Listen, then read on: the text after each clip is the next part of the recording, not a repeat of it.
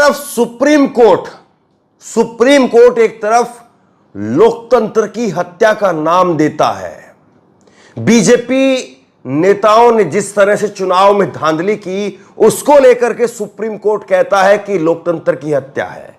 लेकिन दूसरी तरफ आप देखिए, प्रधानमंत्री नरेंद्र मोदी इसके बावजूद खड़े हो गए, देश की संसद में खड़े होकर के देश की संसद में इस बात को लेकर के मानने की बजाय कि देश के सुप्रीम कोर्ट ने लोकतंत्र की हत्या करार दिया है, इस बात को मानने की बजाय विपक्ष के ऊपर तोहमतें लगानी शुरू कर दी। और तोहमतें भी ऐसी लगाई जो चार अपने पर खुद आ जाए। कम से कम किसी पर आप निशाना साध रहे हैं तो ऐसे तो साधिए कि आपके ऊपर निशाना साधने की जगह ना बचे। लेकिन प्रधानमंत्री नरेंद्र मोदी वंशवाद के ऊपर बीजेपी को, विपक्ष को घेरने लगे। और जब उधर से आवाज आई तो मोदी जी की जबान लड़खड़ा गई साहब। दूसरी बड़ी बात, विपक्ष को कहने लगे कि जिन्होंने लूटा है उनको लौटाना पड़ेगा। लेकिन एक लिस्ट है मेरे पास में, लिस्ट है, मैं आपको दिखाने वाला हूं अभी कि किस किस बीजेपी के नेता का नाम किस किस घोटाले में रहा और कौन कौन ऐसा नेता जो विपक्ष में था जिस पर बीजेपी के नेता घोटाले का आरोप लगाते थे और अब वो बीजेपी के खेमे में आ गए हैं। वो कहां पर लौटाने जाएंगे। और फिर उसके बाद में नरेंद्र मोदी संसद में खड़े होकर के कह गए कि अब की बार 400 पार। कमाल की बात यह है कि आपको फटकार पड़ी है, आपको लताड़ लगी है, आपको सुप्रीम कोर्ट ने कहा है कि आपने लोकतंत्र की हत्या की है। और उस बात पर आप माफी मांगने की बजाय, उस बात पर आप देश के सामने यह स्वीकार करने की बजाय कि यहां एक छोटे से चुनाव में, महज एक छोटे से चुनाव में जीतने के लिए वाकई हमारे नेताओं ने गलत काम किया। और जब इतने छोटे से चुनाव को जीतने के लिए आपके नेता इस तरह का काम कर रहे हैं तो फिर आप 400 पार किसके सहारे पर बोल रहे हैं। और ये 400 पार का जो नारा आप दे रहे हैं, यह आपका विश्वास कहा जाए या इसको आपका अहंकार कहा जाए, सबसे बड़ा सवाल यह है। तो मैं एक एक करके नरेंद्र मोदी जी और सुप्रीम कोर्ट के फैसले के बाद, खास तौर पर कम से कम सुप्रीम कोर्ट ने जो कह दिया उसके बाद प्रधानमंत्री का ऐसा कहना बनता नहीं था। लेकिन देखिए ना, वही है कि हम बोलेंगे और दुनिया सुनेगी। और वो वहां पर इतना बड़ा कांड हुआ, इतना बड़ा हंगामा खड़ा हुआ और उस पर चर्चा नहीं होगी क्योंकि मीडिया इनकी है, मीडिया सरकार के हाथ में है। इसलिए आप चाहे जैसे मर्जी बात करिए।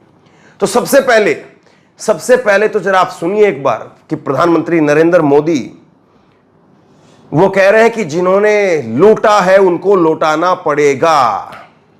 कमाल की बात है साहब। मैं कुछ नाम आपको सुनाऊंगा और ये लूटना और लौटाने वाला जो खेल है उसको भी मैं समझाऊंगा। पहले मोदी जी को सुनिए। मैं इस पवित्र सदन में फिर से दोहराना चाहूंगा, जिसको जितना जुल्म मुझ पर करना है कर ले, मेरी भ्रष्टाचार के खिलाफ लड़ाई चलती रहेगी। जिसने देश को लूटा है उनको लौटाना पड़ेगा, जिन्होंने देश को लूटा है उनको लौटाना पड़ेगा। ये मैं देश को इस सदन की पवित्र जगह से वादा करता हूं। जिसको जो आरोप लगाना है लगा लें, लेकिन देश को लूटने नहीं दिया जाएगा और जो लूटा है वो लौटाना पड़ेगा। अब देखिए कितनी गजब बात है। पहली बात तो यह है कि 10 साल से सरकार में है, 10 साल से सत्ता में है, तो लौटाने के लिए आप क्यों जो है वो मिन्नतें कर रहे हैं? आप क्यों नहीं अभी तक लेकर के आ गए? 10 साल के अंदर तो जो यहां से लूट करके गए हैं और यहीं पर बैठे हैं या विदेश में बैठे हैं, जहां मर्जी बैठे हैं, उनको क्यों नहीं लेकर के आ गए आप? भाई ललित मोदी, नीरव मोदी, छोटा मेहुल चोकसी भाई, विजय माल्या, वो कहां पर लूट करके अभी हैं? उनका लूटा हुआ कहां है? उनको क्यों नहीं लेकर के आए? पहली बात तो ये हो गई। दूसरी बात, आप एक काला धन की भी बात कर रहे थे। कितना काला धन आ गया देश के अंदर? वो लूटा हुआ काला धन जिसका आप जिक्र कर रहे थे, वो कहां है काला धन? 10 साल की सरकार हो गई साहब, 10 साल की।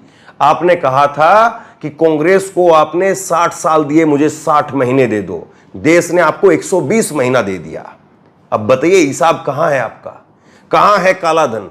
कहां है नीरव मोदी, कहां है ललित मोदी, कहां है मेहुल भाई, कहां है विजय माल्या और कहां है काला धन, कहां है 15 लाख? तो आप बताइए, अपना तो हिसाब दीजिए। 10 साल हो चुके हैं आपके, और जो यहां पर लूट करके बैठे हुए हैं, यहां इस देश में मौजूद है या इस देश से चले गए, जो नेता की बात आप कर रहे हैं डायरेक्टली इनडायरेक्टली, तो उनको बाहर क्यों छोड़ा हुआ है? जिसने लूटा है उनको क्यों नहीं आप जेल के अंदर डाल देते हैं? ये बार बार ईडी भेज करके, सम्मन भेज करके, अब एक बार में ही सब कुछ जो है वो सारा फाइल निकालिए और एक हफ्ते के लिए, एक महीने के लिए बोल दीजिए बाकी सब काम बंद, पहले फटाफट नेताओं का काम शुरू करेंगे। लगाइए 1 महीने के लिए और भर्तियां कीजिए आप। और तीसरी बड़ी बात इसमें आप सुनिए, तीसरी बड़ी बात यह कि प्रधानमंत्री नरेंद्र मोदी कह रहे हैं जिन्होंने लूटा है उनको लौटाना पड़ेगा। तो ये सारे लूटने वाले विपक्ष में ही हैं, या ये सारे लूटने वाले जो विपक्ष में थे वो आपकी पार्टी में क्यों आ जाते हैं? जब ईडी की रेड होती है तो उसमें 95 से 97% वो विपक्ष के नेता हैं। तो ये सारा लुटाने का ये सारा खेल विपक्ष में ही है। बीजेपी बहुत संस्कारी पार्टी है, और फिर उसके बाद में एडीआर की रिपोर्ट बताती है कि बीजेपी के पास में ही पैसा है, विपक्ष के पास में पैसा ही नहीं है। और इसके बाद में एक लिस्ट देखिए साहब, ये लिस्ट जो है प्रधानमंत्री नरेंद्र मोदी को देखनी चाहिए। हिमंत बिस्वा शर्मा, शारदा चिट फंड घोटाला, किसने कहा था? अमित शाह जी की प्रेस कॉन्फ्रेंस याद है आपको? तो ये हिमंता बिस्वा शर्मा अब किधर है? बीजेपी के अंदर, बीजेपी के मुख्यमंत्री हैं। शुभेंदु अधिकारी, पश्चिम बंगाल शारदा घोटाला, अब ये शुभेंदु अधिकारी कहां पर है? ममता बनर्जी के पास में थे, ममता बनर्जी के नेता थे, टीएमसी के नेता थे, लेकिन बीजेपी अपने पास में ले आई और पश्चिम बंगाल का अध्यक्ष बना दिया। जितेंद्र तिवारी पश्चिम बंगाल के हैं, कोल तस्करी का केस इनका क्या रहा? नारायण राणे महाराष्ट्र के अंदर आदर्श सोसाइटी घोटाला, और अब आपने इनको मंत्रिमंडल में जगह दे रखी है, आपके मंत्री बने हुए हैं ये। बीएस येदियुरप्पा कर्नाटक के अवैध खनन, अब बीएस येदियुरप्पा के बेटे, बीएस येदियुरप्पा ने संन्यास ले लिया तो बीएस येदियुरप्पा के बेटे विजेंद्र येदियुरप्पा, और विजेंद्र येदियुरप्पा को अध्यक्ष बना दिया इन्होंने कर्नाटक का। उसके बाद में प्रवीण डारेकर, ये महाराष्ट्र में कोऑपरेटिव बैंक का घोटाला। अजीत पवार, चक्की पीसिंग, नेचुरली करप्ट पार्टी, ये सारे बयान किसके हैं? वो प्रधानमंत्री नरेंद्र मोदी का ऐसे याद है आपको, छाती ठोक ठोक करके, नेचुरली करप्ट पार्टी। और उसके बाद में नेचुरली करप्ट पार्टी आ गई, भतीजे आ गए उनके इस तरफ। और अजीत पवार के ऊपर सिंचाई घोटाला था। देवेंद्र फडणवीस कहते थे चक्की पीसिंग, चक्की पीसिंग, चक्की पीसिंग, लेकिन चक्की पीसिंग सब खत्म। फिर उसके बाद में मुकुल रॉय पश्चिम बंगाल में शारदा घोटाला, मुकुल रॉय उधर गए अपना केस वेस बंद करवाया, फिर इधर ही आ गए। फिर उसके बाद में बेल्लारी के रेड्डी बंधु खनन घोटाला, और इनके बारे में तो क्या कहें साहब, रेड्डी बंधु का तो बहुत लंबा चौड़ा इतिहास है। तो ये जो नाम है ये तो कुछ चंद उंगलियों वाले नाम है, बहुत बड़े बड़े जो नाम है वो।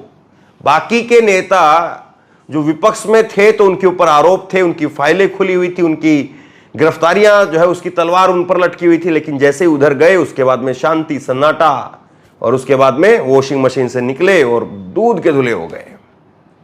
तो जिन्होंने लूटा है उनको लौटाना पड़ेगा।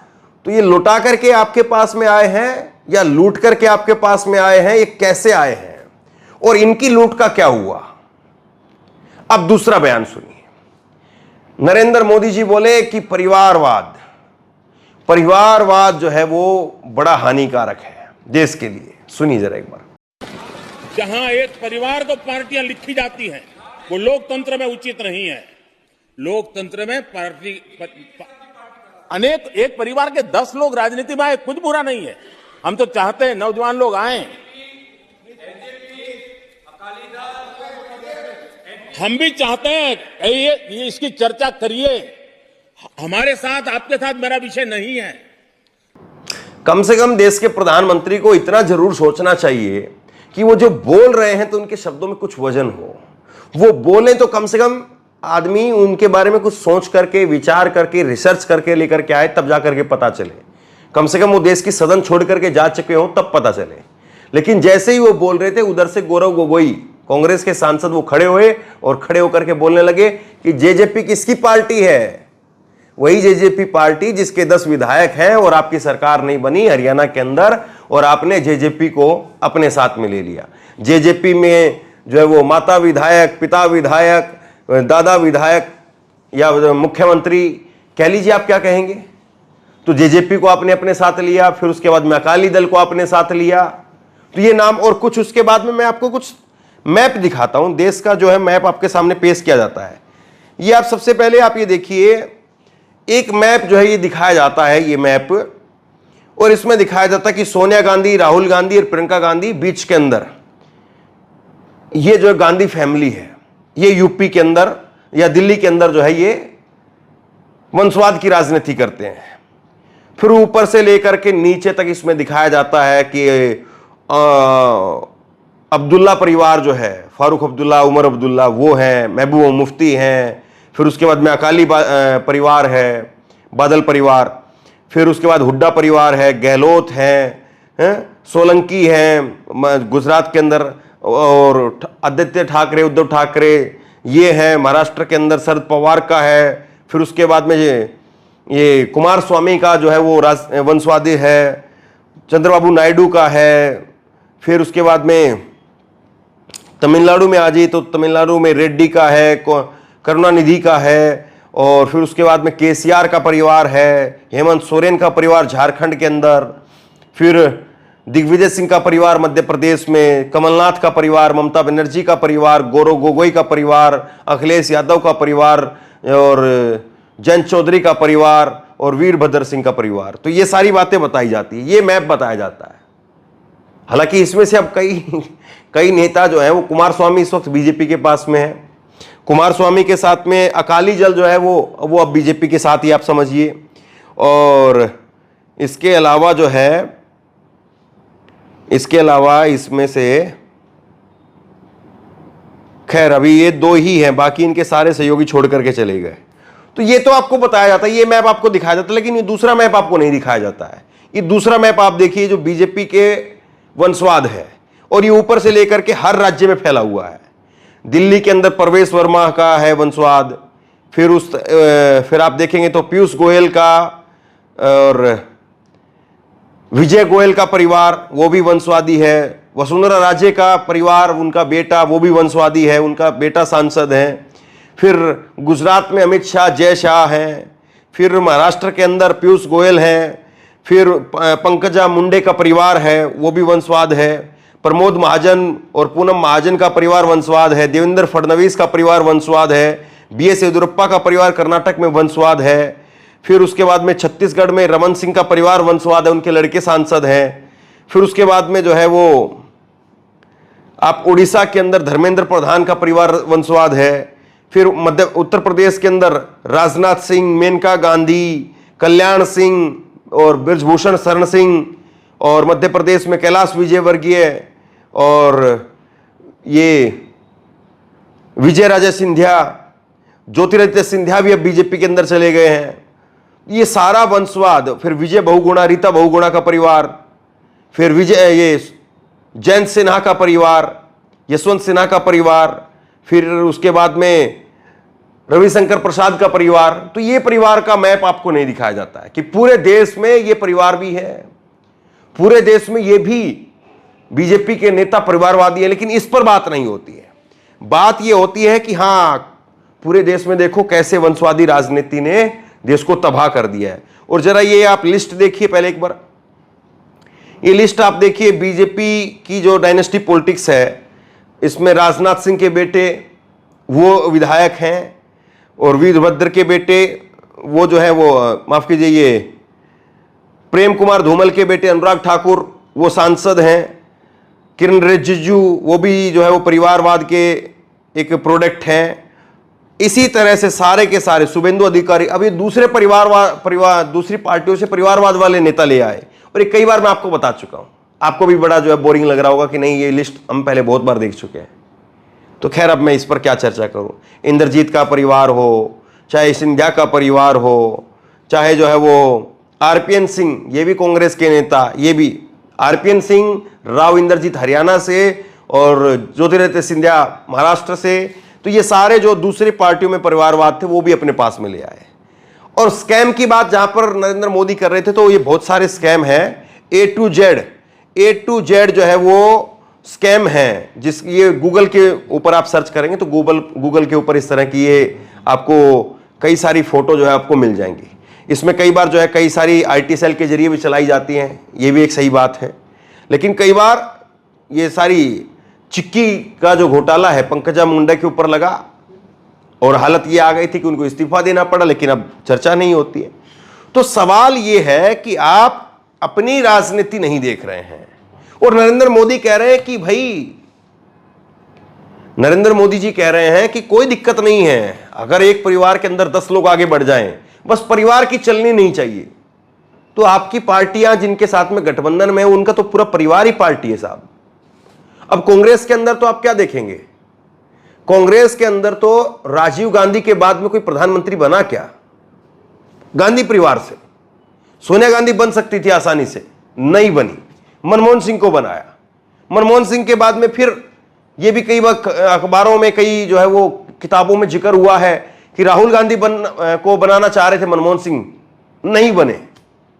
और उसके बाद में अब अध्यक्ष की कुर्सी भी नहीं है गांधी परिवार के पास में, अध्यक्ष की कुर्सी भी मल्लिकार्जुन खड़गे के पास में है।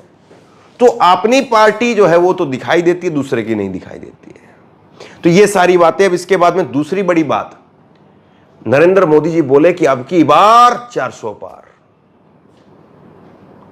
भाई लताड़ तो आपको ऐसे पड़ी है एक छोटे से चुनाव को लेकर के कि आपको माफी मांगनी चाहिए थी, लेकिन वो बात तो दिखी नहीं। अब की बार 400 पार का नारा दे दिया। जरा सुनिए एक बार। और आदरणीय अध्यक्ष जी, अब हमारी सरकार का तीसरा कार्यकाल भी बहुत दूर नहीं है। ज्यादा से ज्यादा 100-125 दिन बाकी है। और अब की बार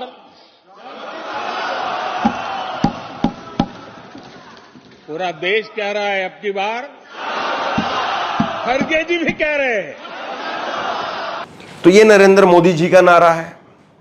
अब कमाल की बात यह है कि एक तरफ प्रधानमंत्री नरेंद्र मोदी इस तरह की बातें तो जरूर कहते हैं, लेकिन सच्चाई को नहीं स्वीकार कर रहे हैं। सच्चाई यह है कि नीतीश कुमार को आपको लेकर के आना पड़ा। आपकी बिहार में दाल नहीं गल रही थी, आपको पता था कि गठबंधन नुकसान दे देगा और आपको नीतीश कुमार को लाना पड़ा। सच्चाई यह है कि इसके बाद में आपको झारखंड के अंदर मुंह की खानी पड़ी। आपके विधायक, आपके सांसद कहते रहे कि इनके पास तो सरकार ही नहीं बना पाएंगे, 35 विधायक है इनके पास में, लेकिन वहां पर डंके की चोट पर बहुमत साबित हुआ। और सच्चाई यह है कि शिवसेना को कैसे तोड़ करके वहां पर सरकार बनाई है महाराष्ट्र के अंदर।